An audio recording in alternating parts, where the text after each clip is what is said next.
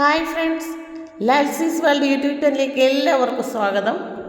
Vadavathoor cent Stephen's Mar Thoma ചർച്ചിൽ നിന്നുള്ള tour പ്രോഗ്രാമിലെ ചില വിശേഷങ്ങളാണ് ഞാൻ നിങ്ങളുമായി പങ്കുവയ്ക്കുന്നത്.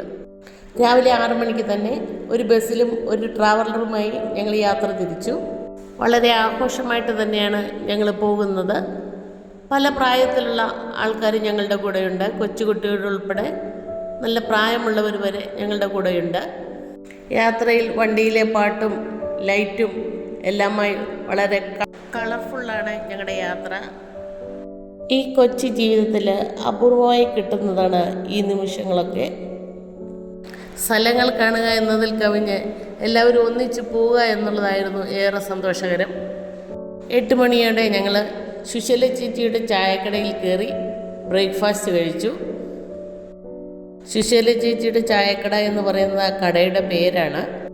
ദോശയും ഇഡലിയും സമ്മന്തിയും സാമ്പാറും ഒക്കെയായി വളരെ രുചികരമായ ആഹാരമാണ് ഞങ്ങൾക്ക് നൽകിയത്. വയറും മനസ്സും നിറഞ്ഞ് ഞങ്ങൾ അവിടെ നിന്ന് വീണ്ടും യാത്ര തിരിച്ചു. നാടുകാണി പവലിയനിലോട്ടാണ് ഞങ്ങളുടെ ആദ്യ യാത്ര. ഇടുക്കി ജില്ലയിലുള്ള തൊടുപുഴയിൽ നിന്ന് 32 കിലോമീറ്റർ ദൂരവുമുള്ള ഒരു സ്ഥലമാണ് നാടുകാണി. ഞങ്ങൾ അതിൻ്റെ വാതിൽക്കൽ നിന്ന് കുറേ ഫോട്ടോയൊക്കെ എടുത്ത ശേഷമാണ് അവിടേക്ക് പ്രവേശിച്ചത്. ഞങ്ങൾ ഒരു വണ്ടിയെ വന്നവരെല്ലാം കൂടെ ഫോട്ടോ എടുത്തു. KSEBയുടെ ഉടമസ്ഥതയിലുള്ളതാണ് ഈ പവലിയൻ. ഇവിടെ എൻട്രി ഫീ ഉണ്ട്.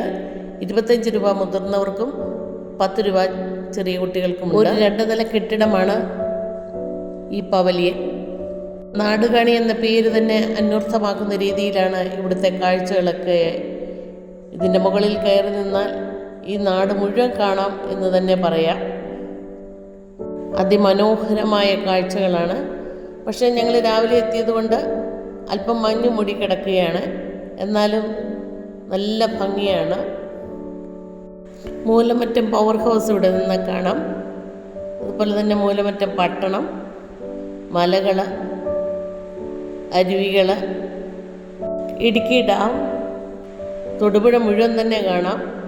മഞ്ഞ് മൂടിക്കിടക്കുന്നതുകൊണ്ട് ശരിയായിട്ട് ക്ലിയറായിട്ട് കാണാൻ സാധിക്കുന്നില്ല. എങ്കിലും അതിമനോഹരമാണ് ഈ കാഴ്ചകൾ.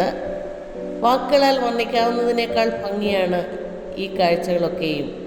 ഇവിടെ ഇരുന്ന് കാണാനുള്ള സൗകര്യമൊക്കെ ഉണ്ട്. 3-4 ബെഞ്ചുകൾ പവനിയിലുണ്ട്. വിശ്രമിക്കേണ്ടവർക്കൊക്കെ വിശ്രമിച്ച് ഫോട്ടോകളൊക്കെ എടുത്ത ശേഷം പോകാവുന്നതാണ്.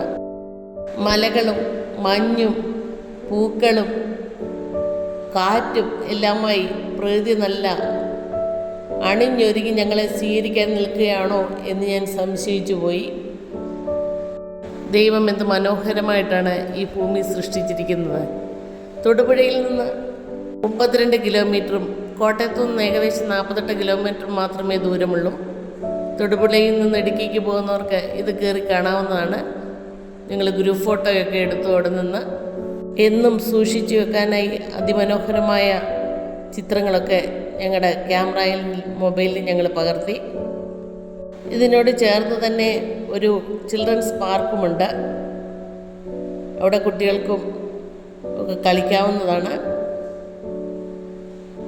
പ്രായഭേദമന്യേ അവിടെ എല്ലാവരും ഓരോരോ കളികളിൽ ഏർപ്പെട്ടു.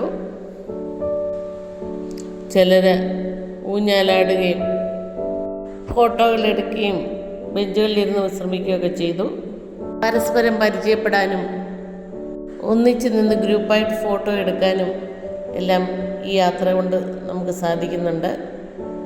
നമ്മുടേതായ ചെറിയ ലോകത്തു നിന്ന് മറ്റുള്ളൊരു ലോകത്തിലേക്ക് പ്രവേശിക്കാനും അവരുമായി സന്തോഷം പങ്കുവെക്കാനും ഇങ്ങനെയുള്ള യാത്രകൾ കൊണ്ട് സാധിക്കുന്നുണ്ട്. നിങ്ങൾക്ക് എൻ്റെ വീഡിയോ ഇഷ്ടപ്പെട്ടെങ്കിൽ ലൈക്ക് ചെയ്യുക, ഷെയർ ചെയ്യുക, സബ്സ്ക്രൈബ് ചെയ്യുക. വീണ്ടും ഒരു വീഡിയോയുമായി വരാമെന്ന പ്രതീക്ഷയോടെ നിർത്തട്ടെ. Thank you.